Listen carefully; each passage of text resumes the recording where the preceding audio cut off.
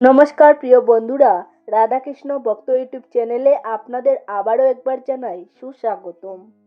বন্ধুরা, ঈশ্বর খুশি হলে আপনার শরীরে এই 5টি লক্ষণ প্রকাশ পায়।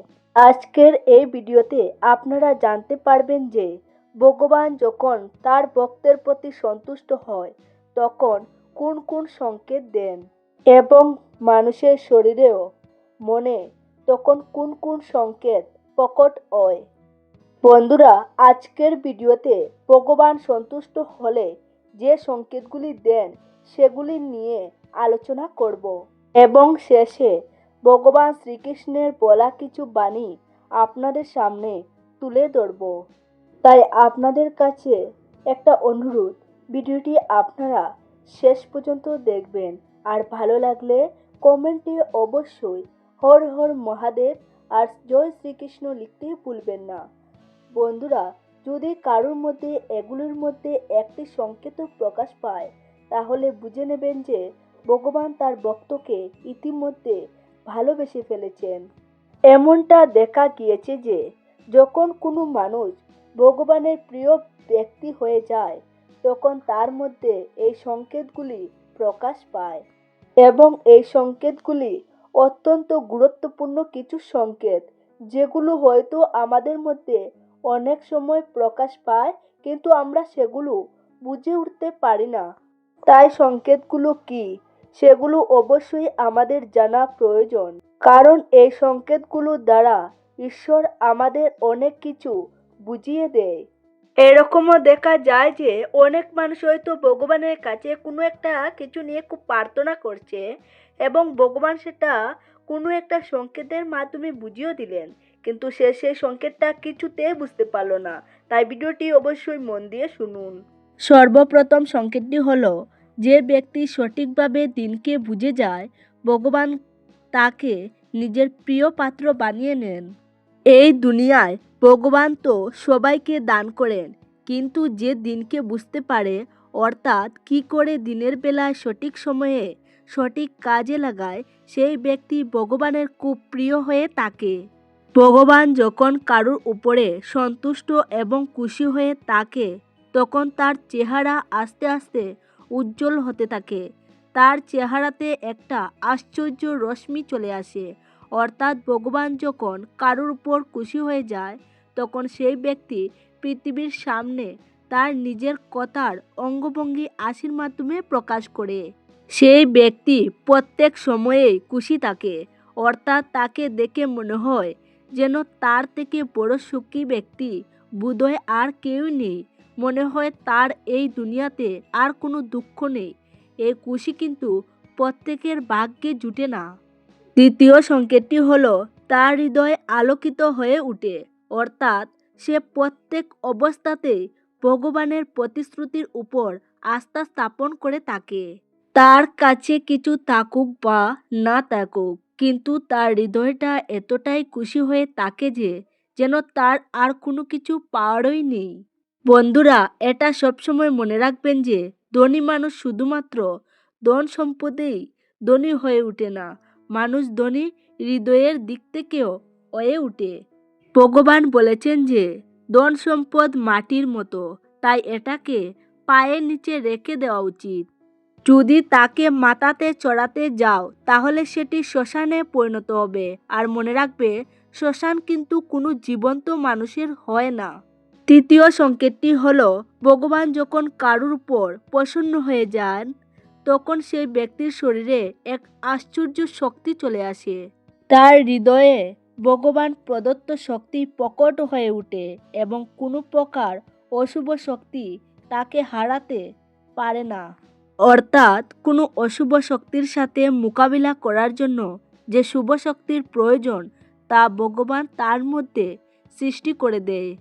চতুর্থ সংকেতটি হলো, ভগবান যখন কারোর প্রতি খুশি থাকে তখন সেই ব্যক্তির কাছে যতটুকু ধন সম্পদ থাকুক না কেন সে খুশি থাকে এবং সেই কারণে ভগবান তাকে আরও ধন সম্পদ দান করেন। সে মানুষ যতটাই খরচ করুক না কেন তবুও তার ধন সম্পদের কোনো অভাব হয় না।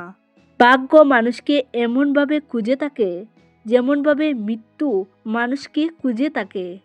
পঞ্চম সংকেতটি হলো ভগবান যাকে প্রিয় পাত্র বানিয়ে নেন তাকে কখনো কখনো সামান্য পরীক্ষার মধ্যেও ফেলে দেন। তিনি আসলে দেখতে চান যে এই ব্যক্তি আমার সিদ্ধান্তের উপর খুশি হয় কি হয় না। যে ব্যক্তি ভগবানের সিদ্ধান্তের উপর খুশি হয়ে যায় সেই ব্যক্তি ভগবানের খুব প্রিয় ব্যক্তি হয়ে যায়। আবার যে ব্যক্তি ভগবানের সিদ্ধান্তের উপর খুশি হয় না তারা বলে যে এটা আমার সাথে কি হয়ে গেল, আমি তো ভগবানের নিয়মিত পূজাও করে থাকি, তাহলে আমার সাথে এমন কেন খারাপ হচ্ছে? আমি তো খুব কষ্ট করে থাকি, তাহলে আমার সাথে এ সমস্ত জিনিস কেন হচ্ছে? বন্ধুরা, বাস্তবে এই ধরনের চিন্তা মোটেও ভাবতে নেই, কারণ ভগবান আপনার কাছে কেবলমাত্র ছোট ছোট পরীক্ষা নিচ্ছেন এবং দেখছেন আপনি সেই পরীক্ষাগুলিতে আপনি উত্তীর্ণ হতে পারেন না কি পারেন না। আর সেই সমস্ত মানুষ উত্তীর্ণ হতে পেরে যান সেই মানুষের হৃদয়ে ভগবান তার জন্য ভালোবাসা ভরে দেন। অর্থাৎ ভগবান যখন তার ভক্তের প্রতি খুশি হয়ে যান তখন মানুষের ভিতরে তার প্রতি ভালোবাসার জন্ম দিয়ে থাকেন।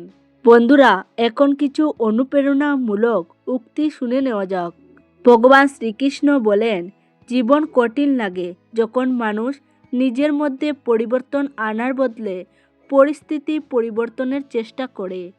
যে দুঃখ ভোগ করছে সে আগে গিয়ে সুখী হতে পারে, কিন্তু দুঃখ দেওয়া লোকগুলো কখনো সুখী হতে পারবে না।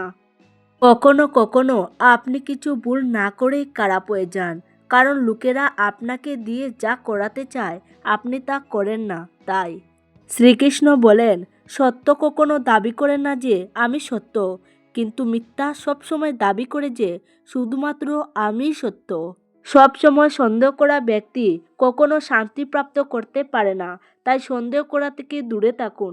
অধিক সন্দেহ করার ফলে মনের শান্তি নষ্ট হয়ে যায় আর ওই ব্যক্তি ভ্রমিত হয়ে নিজের সম্পর্কগুলোকে নষ্ট করে দেয়। শ্রীকৃষ্ণ বলেন, আমি বিধাতা হয়েও বিধির বিধানকে আটকাতে পারবো না।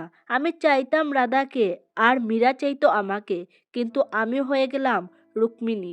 শ্রীকৃষ্ণ বলেন, অস্ত্র কেবল শরীরকে আঘাত দেয়, কিন্তু মানুষের বলা শব্দ আত্মাকে আঘাত দেয়। তার শব্দ প্রয়োগের সবার সংযত হওয়া উচিত। জীবনের যাত্রায় বিশ্বাস আপনাকে পুষ্টি যোগায়। সৎকর্ম একটি ঘোরের মতো, জ্ঞান দিনের আলোর মতো, আর এদের সহযোগিতা আপনাকে সুরক্ষা দেয়। বিপদ শত্রুদের থেকে নয়, আপনার আশেপাশের লোকদের থেকেই আসে। কারণ নৌকা বাইরের জলের জন্য নয়, নিজের ভেতরের ছিদ্রর জন্যই ডুবে যায়। সামান্য কিছুতেই মানুষ আপনাকে ছেড়ে চলে যায়, কিন্তু ঈশ্বর আপনাকে সামান্য প্রার্থনায় কাছে টেনে নেন। একটি কথা সর্বদা মনে রাখবেন, যদি সুখী থাকতে চাও নিজের প্রশংসা শুনুন, আর যদি শ্রেষ্ঠ হতে চাও তাহলে নিজের নিন্দা শুনুন। শ্রীকৃষ্ণ বলেন, সততার সাথে কর্ম করতে জীবনে বহু বাধা সম্মুখীন হতে হবে। ধৈর্য থাকলে অবশেষে গর্বের সাথে জয় তোমারই হবে। জীবনের লক্ষ্য স্থির রাখা আবশ্যক, কারণ লক্ষ্যহীন জীবন মানুষকে ভুল পথে চালিত করে। বিবেক ও বুদ্ধি হলো মানুষের পরম সম্পদ, যা সঠিক সময় জীবনে সঠিক দিশা বেছে নিতে সাহায্য করে। প্রেম নয়, বরং কেয়ারিংয়ে গুরুত্ব দিন। ভালোবাসা আপনা আপনি চলে আসবে। ব্যর্থতাকে নিয়ে চিন্তা করবেন না, কারণ আপনাকে একবারই মাত্র সঠিক হতে হবে। যাদের নিজের কোনো যোগ্যতা থাকে না তারাই অন্যদেরকে নিয়ে বেশি সমালোচনা করে। তুমি যদি এখন থেকেই তোমার স্বপ্নগুলো সত্যি করার পেছনে ছুটে না চলো, একদিন তোমাকে কাজ করতে হবে অন্যদের অধীনে তাদের স্বপ্নগুলো সত্যি করার জন্য। জীবন মানে নিরন্তর ছুটে চলা, পদে পদে বাধা বিপত্তি, প্রতিকূলতায় রক্তাক্ত, কত বিক্ষত হওয়া, সে কত মুছে আবার প্রবল আগ্রাসে ঝাঁপিয়ে পড়া, সংগ্রাম এবং সাফল্য, এই তো জীবন। নিজের অতীতটাকে এইভাবে স্মরণ করুন, জীবনে আমি হাজার হাজার ভুল করেছি, হাজারবার উচট খেয়েছি এবং সেটি নিয়ে আমি গর্বিত। প্রত্যেকটি ভুল, প্রত্যেকবার উচট খাওয়া আমাকে গড়ে তুলেছে আরও শক্তিশালী, আরও পরিণত করে। প্রত্যাশার আর প্রাপ্তির পার্থক্য হলো দুঃখ, তাই নিজের প্রত্যাশা কমিয়ে ফেলুন, দেখবেন আপনার দুঃখও কমে গেছে। মন অনেক কিছুই চাইবে, কিন্তু তা বিবেক দিয়ে বিচার করবে। তাহলেই তুমি বুঝবে কোনটা তোমার করা উচিত আর কোনটা করা উচিত নয়। ভগবানের উপর বিশ্বাস এমনভাবে করুন যেমন একটি বাচ্চাকে আকাশের দিকে চূড়া হয়, তখন সে ভয় পাওয়ার বদলে আসে, কারণ সে জানে আপনি তাকে পড়তে দেবেন না। আশা করছি বন্ধুরা এই ভিডিওটি আপনাদের সকলের ভালো লাগবে। যদি ভালো লেগে থাকে তাহলে একটি লাইক করবেন আর আপনজনদের সাথে শেয়ার করতে ভুলবেন না। সবাই ভালো থাকুন, সুস্থ থাকুন, দেখা হবে পরবর্তী ভিডিওতে।